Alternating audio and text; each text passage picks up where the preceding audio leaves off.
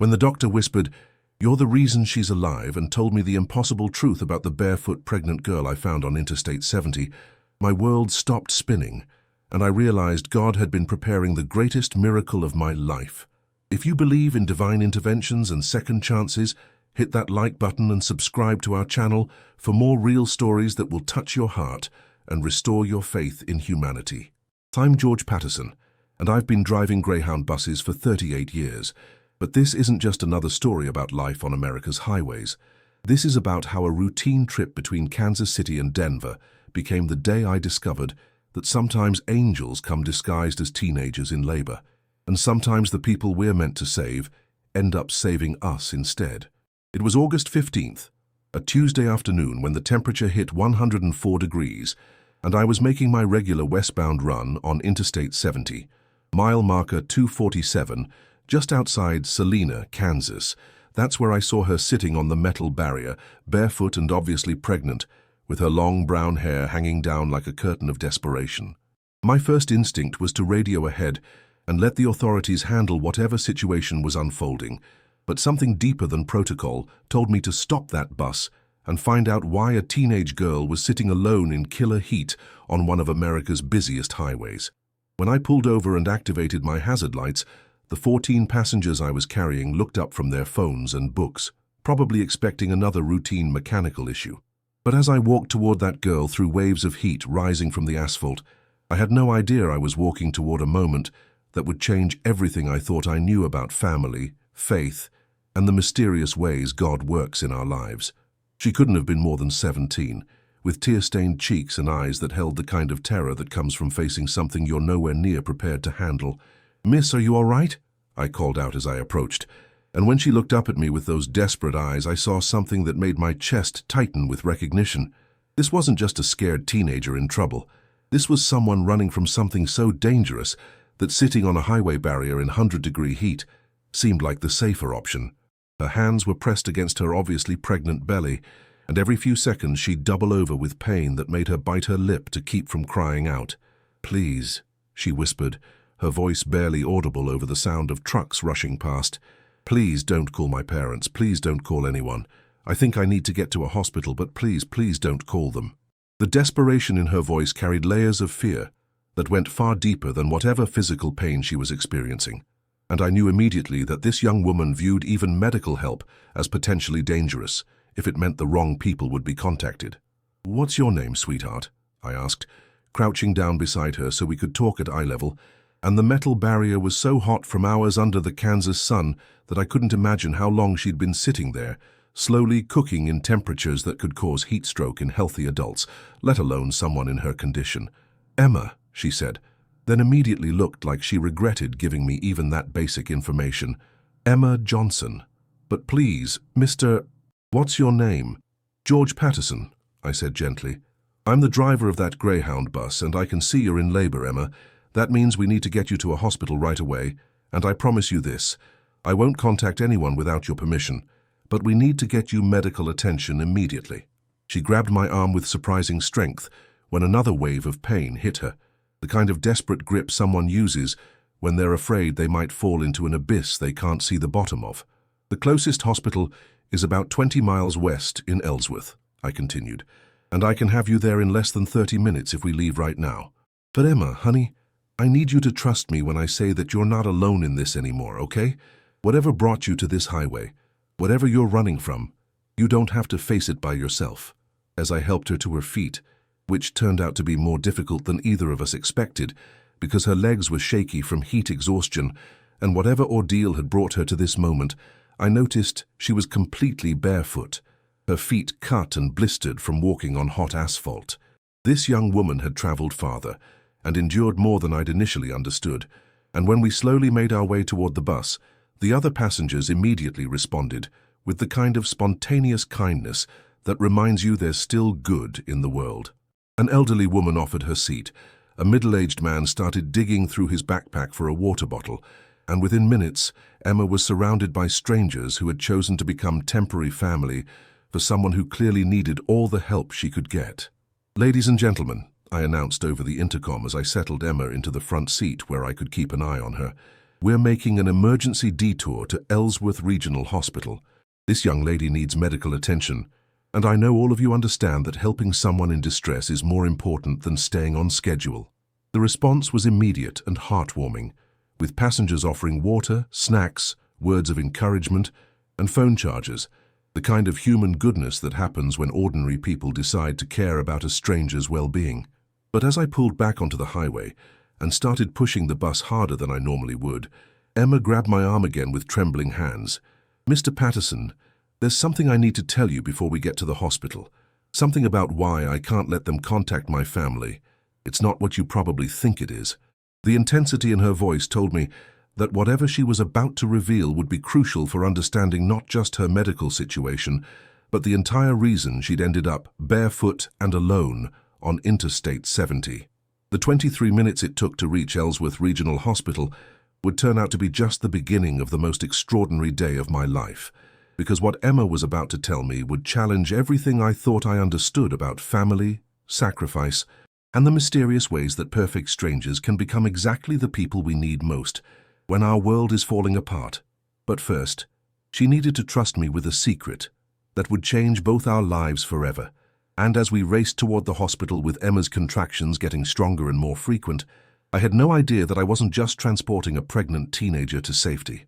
I was carrying a miracle that had been orchestrated by forces far greater than coincidence, and the doctor waiting for us at Ellsworth Regional would soon tell me something impossible, something that would reveal connections I never could have imagined and change my understanding of what it really means to be in the right place, at exactly the right time for all the right reasons.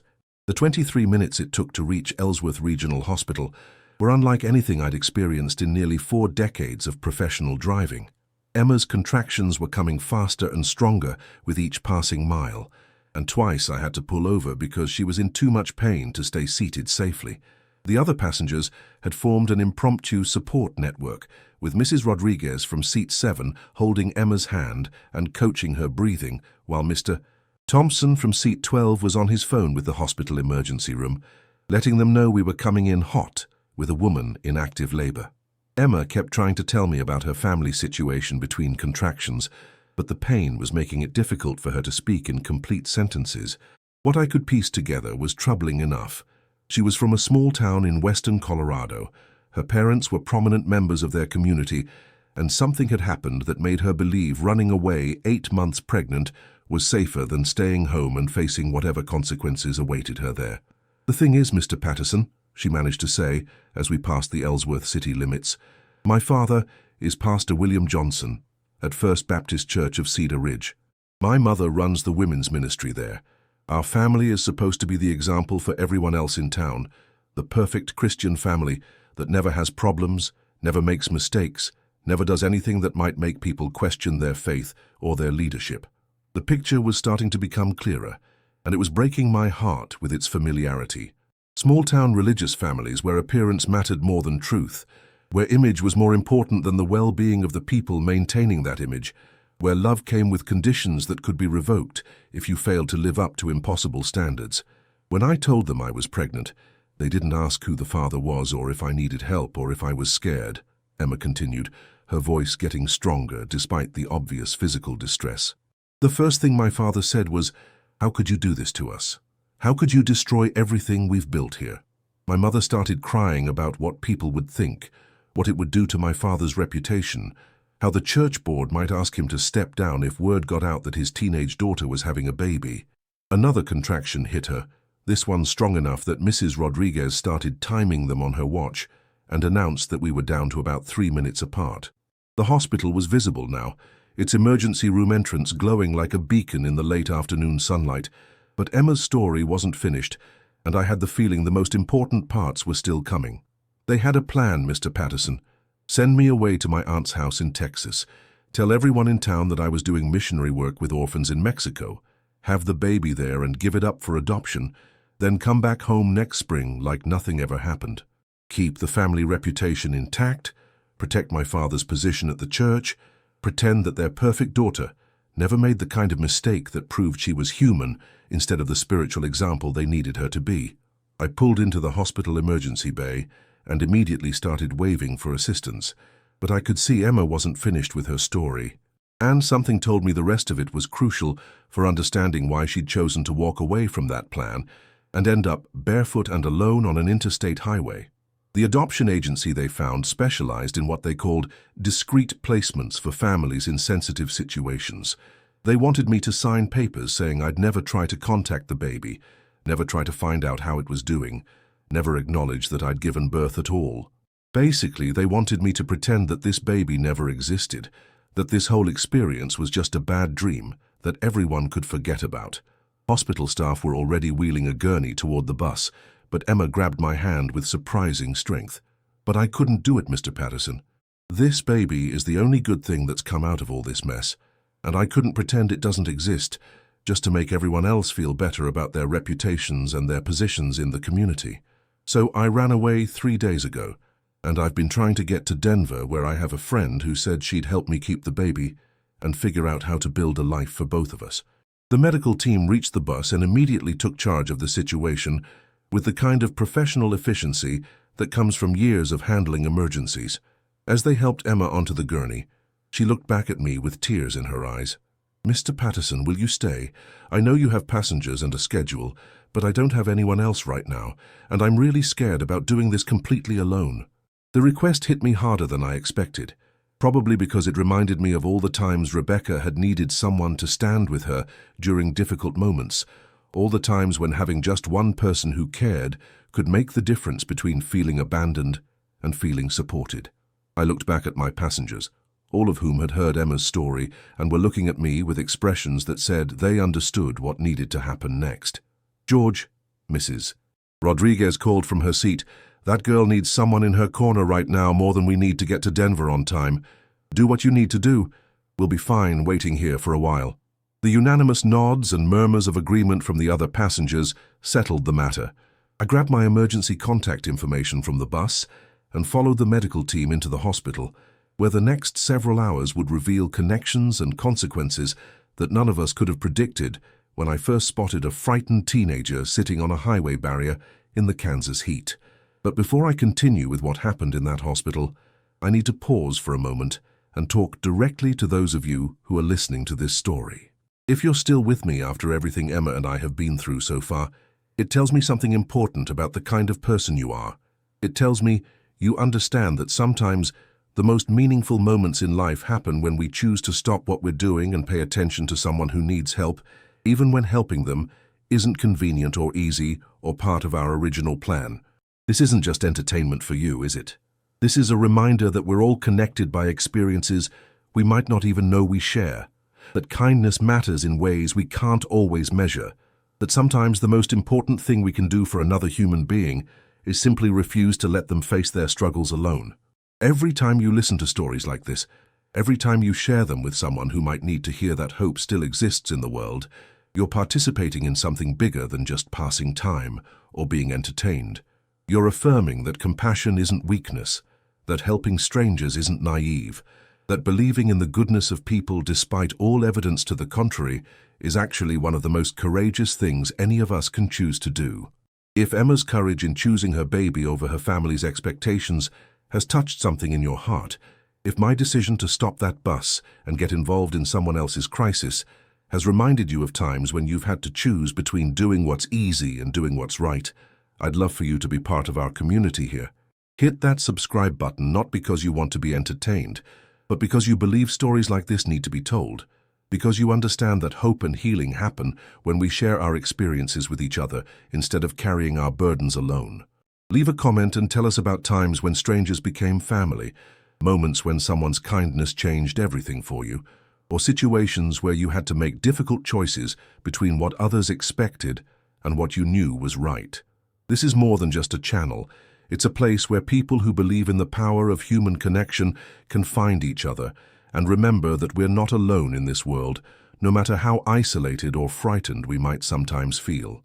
The emergency room at Ellsworth Regional Hospital was exactly what you'd expect from a small Kansas medical facility, understaffed, overwhelmed, and running on the kind of determination that keeps rural healthcare functioning despite impossible odds.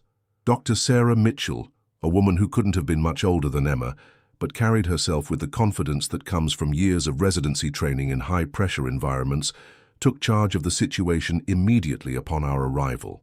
"How far apart are the contractions?" she asked Emma, while simultaneously checking vital signs and reviewing the information the paramedics had radioed ahead during our brief ambulance ride from the bus to the emergency bay. "About 2 minutes now," Emma replied, her voice surprisingly steady despite the obvious pain and exhaustion.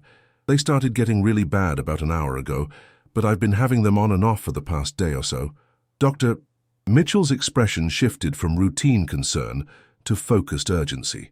"We need to get you upstairs to labor and delivery immediately. This baby is coming whether we're ready or not." She turned to me with a look that was both professional and curious. "Are you family? Father? Grandfather?"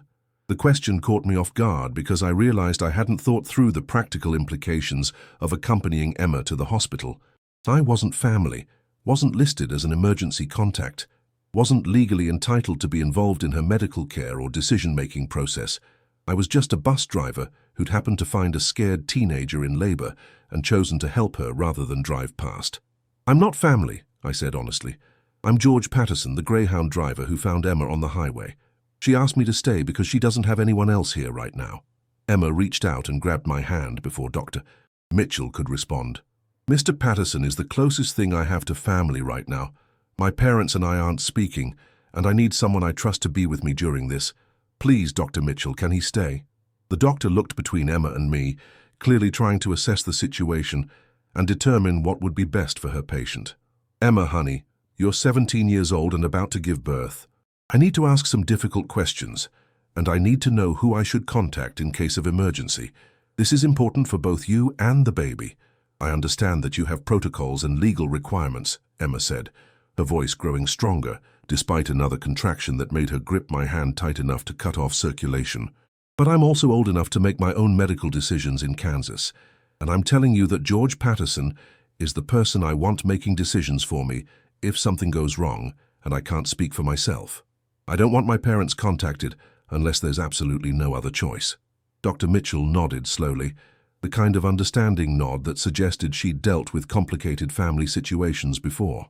"All right, Emma, we can work with that for now. But I need you to understand that if there are complications, if we need medical history or genetic information, I may have to override your wishes in order to provide the best possible care for you and your baby."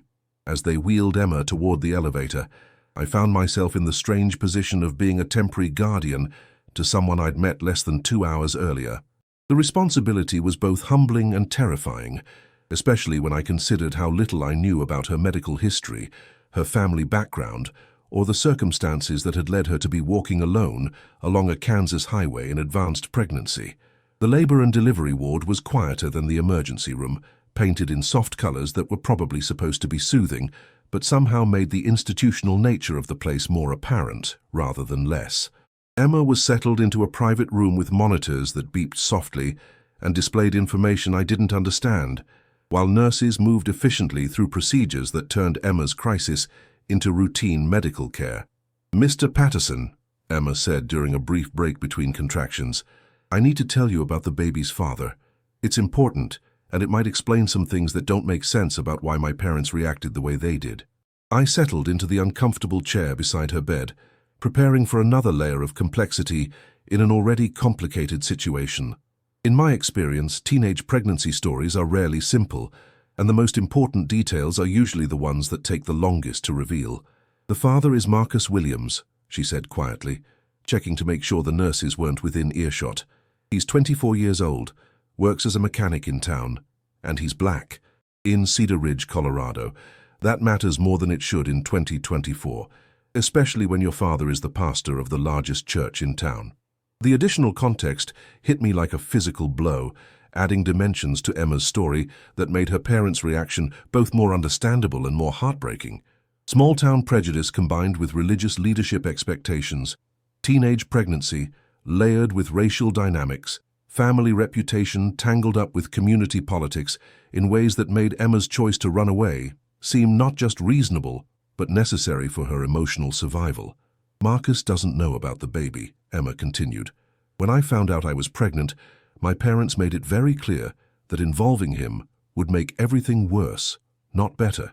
They said his family would probably accuse me of trying to trap him, that the church congregation would be scandalized, that my father's career would be destroyed not just by having a pregnant teenage daughter, but by having a pregnant teenage daughter whose baby's father was someone they'd spent years teaching their congregation to view with suspicion and barely concealed hostility. Another contraction interrupted her story, and this one was strong enough that Dr. Mitchell came back into the room to check Emma's progress. The examination revealed what we'd all suspected. Emma was in active labor, progressing rapidly, and the baby would be arriving within the next few hours, whether we were prepared or not. "Emma," Dr. Mitchell said gently, "I need to ask about your prenatal care. Have you been seeing a doctor regularly? Do you have any complications I should know about? Any genetic conditions that run in your family?" Emma's face flushed with embarrassment. "I haven't had any prenatal care since I left home 3 days ago.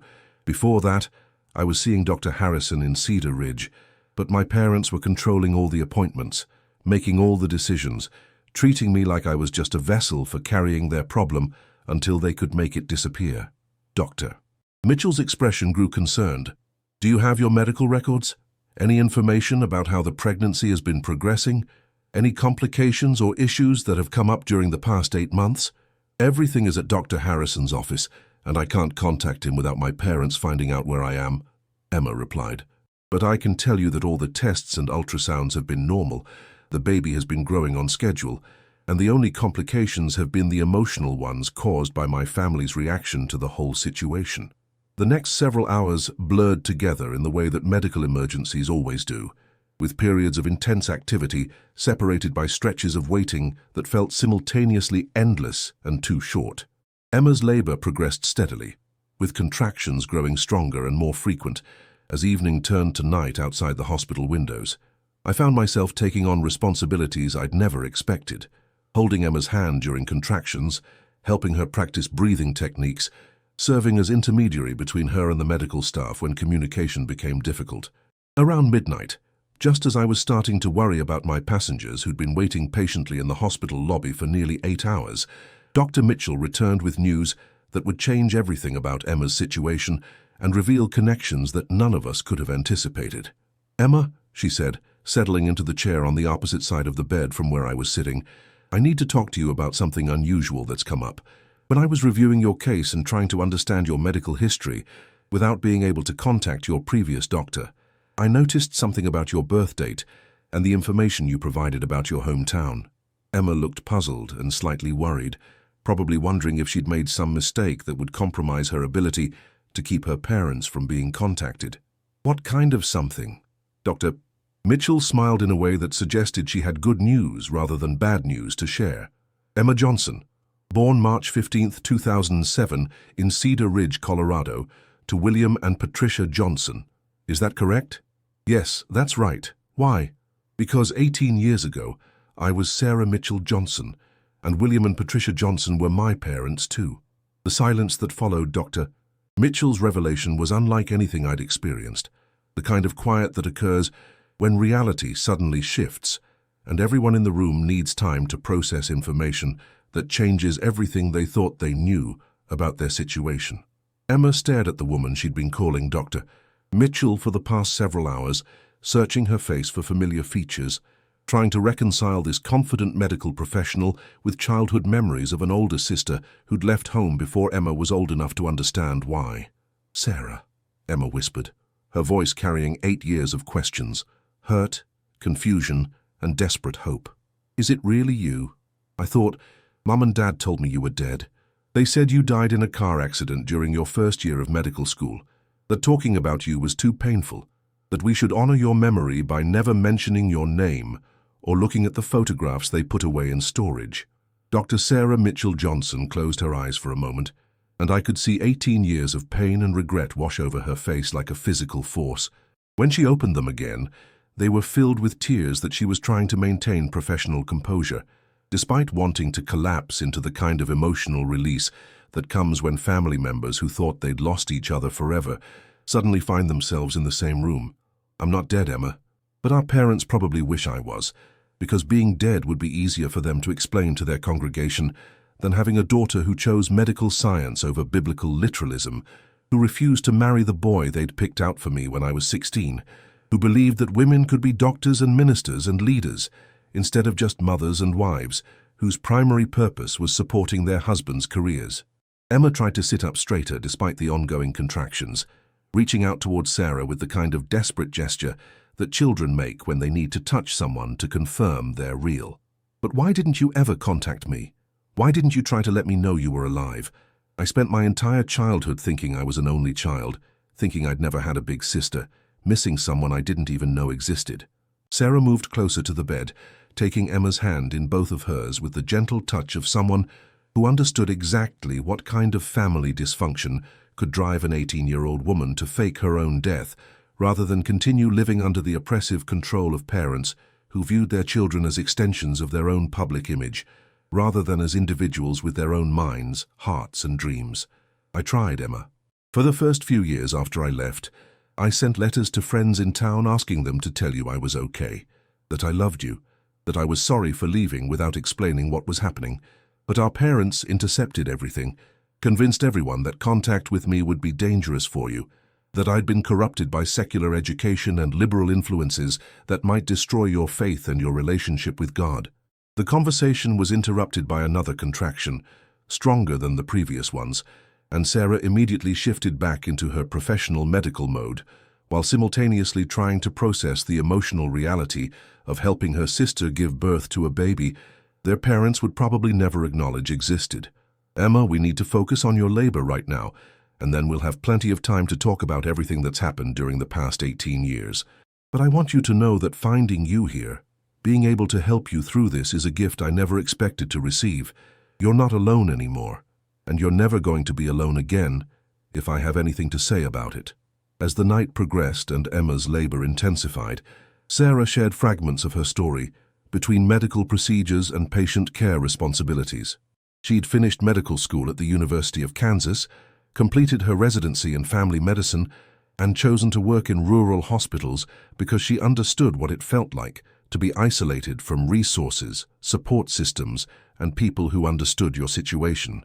She'd married a fellow doctor named Michael Mitchell, kept her maiden name as her middle name, as a way of honoring the family she'd lost while building the family she'd chosen, and spent 8 years wondering if her little sister was okay, while being unable to contact her safely. "When I saw your name on the admission paperwork, I thought it had to be a coincidence," Sarah explained during one of the brief quiet periods when Emma was able to rest between contractions.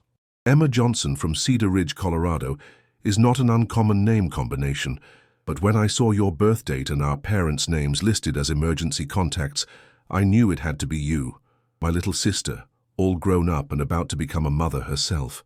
Emma was quiet for a moment, processing information that was almost too much to handle while dealing with the physical challenges of labor.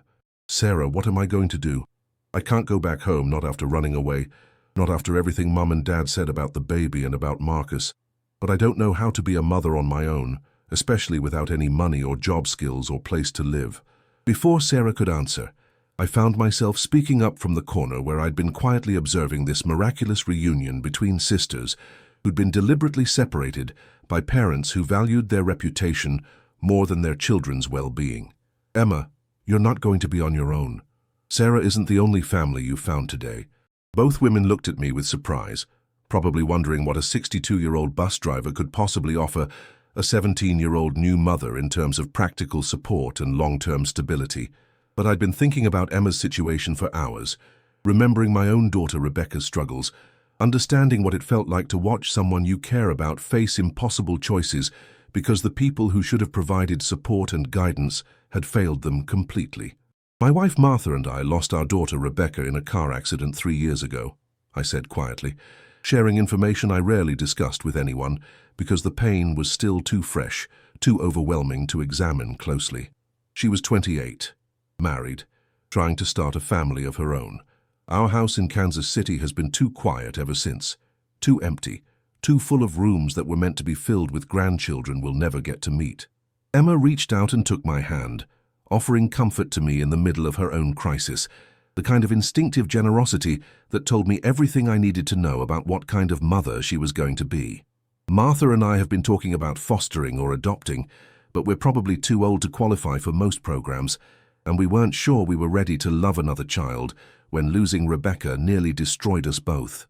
But meeting you today, seeing your courage and your determination to protect your baby, despite impossible circumstances, has reminded me that family isn't always about blood relationships or legal documents or meeting other people's expectations. Sarah was watching this conversation with the kind of expression that suggested she was witnessing something that might change all our lives in ways we couldn't yet fully understand. George, are you saying what I think you're saying? I'm saying that Emma needs family and Martha and I need someone to care about again. I'm saying that if Emma wants to come to Kansas City, if she's willing to let two grieving older people help her figure out how to be a mother while she finishes growing up herself, we have plenty of room, plenty of love, and plenty of experience with the kind of family complications that can't be solved easily or quickly. Emma started crying, not from pain this time, but from relief, gratitude, and the overwhelming realization that the nightmare of the past 3 days was transforming into possibilities she'd never dared imagine when she was sitting alone on that highway barrier 8 hours earlier. But the most profound moment was still coming, because at 3:47 a.m. on August 24th, Emma Johnson gave birth to a healthy 7-pound, 2-ounce baby girl who entered the world surrounded by love, hope, and a family that had been created through crisis, chance, and the kind of divine intervention that reminds you some stories are too meaningful to be mere coincidence. Little Isabella Rose Johnson entered the world with a cry that was strong, healthy, and absolutely beautiful, announcing her arrival with the kind of vocal power that suggested she would never be silenced by people who found her existence inconvenient or embarrassing. Sarah delivered her niece with tears streaming down her face, simultaneously being the professional medical provider Emma needed, and the sister she'd been waiting 18 years to hold again. I found myself crying too, overwhelmed by the privilege of witnessing new life beginning surrounded by love instead of shame, hope instead of fear, family instead of abandonment. Emma held her daughter for the first time with the kind of wonder that makes you understand why people talk about miracles, looking at Isabella's tiny face with an expression of fierce love and protective determination that would have intimidated anyone foolish enough to suggest this baby was anything other than a gift, to be celebrated rather than a problem to be hidden. "She's perfect," Emma whispered, counting fingers and toes with the reverent attention that new parents give to the task of confirming their child is complete and healthy. "Sarah, look at her. She's absolutely perfect." Sarah sat on the edge of the hospital bed, looking at her sister and niece with joy mixed with sadness, for all the years they'd missed together, all the family moments that had been stolen by parents who chose reputation over relationship, image over integrity. "Emma, she looks exactly like you did when you were born. Same nose, same chin, same expression of absolute determination to take on the world, whether it's ready for her or not." As dawn broke over Kansas wheat fields visible through the hospital room window, we began making plans for a future that none of us could have imagined 12 hours earlier, when I was just a bus driver completing another routine run between Kansas City and Denver. Emma would come home with Martha and me, at least initially, while she recovered from childbirth and decided what direction she wanted her life to take. Sarah would apply for a transfer to a Kansas City hospital so she could be close to Emma and Isabella, rebuilding the sisterly relationship that had been deliberately destroyed by parents who viewed their children's independence as threats to their authority. The legal paperwork was more complicated than any of us expected, involving everything from temporary guardianship arrangements to medical power of attorney documents, to ensuring Emma could make her own decisions about Isabella's care without interference from grandparents, who'd already proven they were more interested in protecting their reputation than supporting their daughter and granddaughter.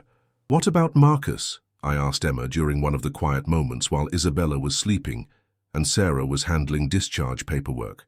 "Does he have a right to know he has a daughter? Does Isabella have a right to know her father?" Emma was quiet for a long time, looking down at Isabella with the complex expression of someone trying to balance competing loyalties, responsibilities, and desires. "I want to contact him, Mr. Patterson. I think he deserves to know about Isabella, and I think she deserves to have a father who loves her if he's willing to be part of her life. But I'm scared that involving him will make everything more complicated." especially if my parents try to use him to get custody of Isabella or force me to come back home. Sarah looked up from her paperwork with the kind of smile that suggested she'd been thinking about this problem too. Emma, what if we contacted Marcus through me instead of through you? I could reach out to him as Isabella's aunt, explain the situation, give him the option to be involved without putting you at risk of unwanted contact from our parents. That way, he gets to make his own choice about fatherhood without anyone pressuring him or using Isabella as a weapon in family politics. It was a perfect solution from someone who understood the complicated dynamics of families, where love and control get tangled up in ways that hurt everyone involved. 3 days later, Marcus Williams drove 8 hours from Cedar Ridge to Kansas City to meet his daughter, bringing flowers for Emma and a handmade wooden cradle he'd spent 2 sleepless nights creating in his garage.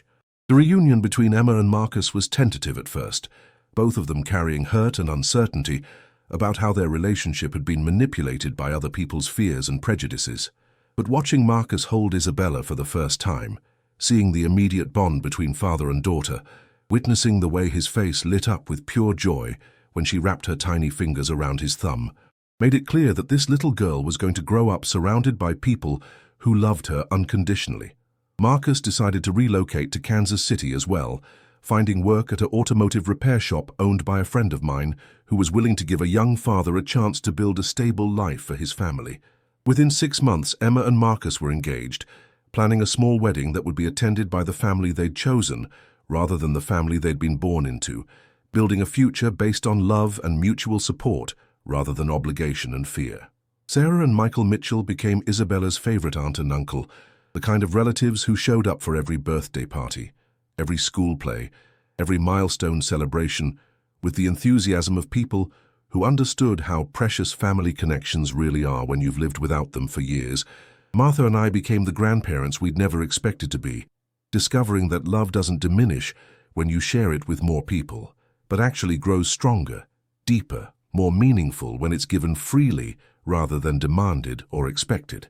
But perhaps the most surprising development came 18 months after Isabella's birth, when Emma received a phone call from her mother in Cedar Ridge.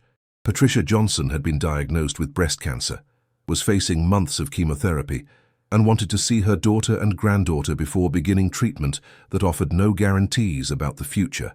The conversation was difficult, painful, and incomplete, but it was a beginning. Patricia's illness had apparently forced her to reconsider priorities she'd taken for granted. Relationships she'd thought would always be available whenever she decided to repair them. Grandchildren she'd been willing to sacrifice for the sake of maintaining social standing in a small town that probably cared less about her family's private business than she'd imagined. Emma, Marcus, and Isabella made the trip to Colorado for a visit that was awkward, emotional, and ultimately healing in ways that surprised everyone involved. William Johnson remained distant and disapproving, but Patricia spent 3 days holding Isabella, helping with feedings and diaper changes, rediscovering the joy of being a grandmother without the burden of worrying about what other people might think. The relationship between Emma and her parents would never be what it might have been under different circumstances, but it became something real, honest, and sustainable, rather than performative and conditional. Isabella grew up knowing all her grandparents, understanding that families can be complicated and imperfect, while still being sources of love and support when people choose forgiveness over resentment, connection over separation. Today, Isabella is 3 years old, a bright, curious, joyful little girl who knows she's loved by more people than she can count, who has never experienced shame about her existence, who takes for granted that families come in all different shapes and sizes, and that love is what makes people family rather than biology, or legal documents or social expectations. Emma finished her GED, started college part-time, and is studying to become a nurse practitioner, inspired by Sarah's example and motivated by her own experience of how medical care can be either compassionate or clinical, depending on the humanity of the people providing it. Marcus has started his own automotive repair business, building a reputation for honest work and fair prices that's brought him clients from across the Kansas City metropolitan area. As for me, I retired from driving bus routes 6 months after Isabella's birth, but I still work part-time for Greyhound as a trainer for new drivers, teaching them not just the mechanical skills they need to safely transport passengers from one place to another, but the human skills that help them recognize when someone needs assistance that goes beyond getting to their scheduled destination on time. And here's what I want you to understand as we come to the end of this story. Every single choice that led to Isabella's safe arrival in this world was made by ordinary people who decided that kindness mattered more than convenience, that helping someone in need was worth the risk of getting involved in complicated situations, that love is always stronger than fear when we have the courage to act on what our hearts tell us is right. If this story has moved you, if it's reminded you of times when strangers became family in your own life, if it's inspired you to think about how you might recognize and respond to someone who needs help, I'd love for you to become part of our community here. We share these stories not just for entertainment, but because they remind us that hope and healing happen when we choose connection over isolation, compassion over indifference, action over passivity. Subscribe if you believe that ordinary people have extraordinary power to change each other's lives, and leave a comment telling us about moments when someone's kindness made all the difference for you, or times when you were able to be the person who made a difference for someone else. Share your stories of unexpected family, chosen family, families that formed through crisis and grew through love. Tell us about the Isabella in your life, or the Emma, or the moment when you chose to stop and help instead of driving past. This is more than a channel. It's a place where people who believe in the power of human connection can find each other and remember that we're all part of the same human family, all deserving of love, all capable of creating miracles through simple acts of kindness and courage.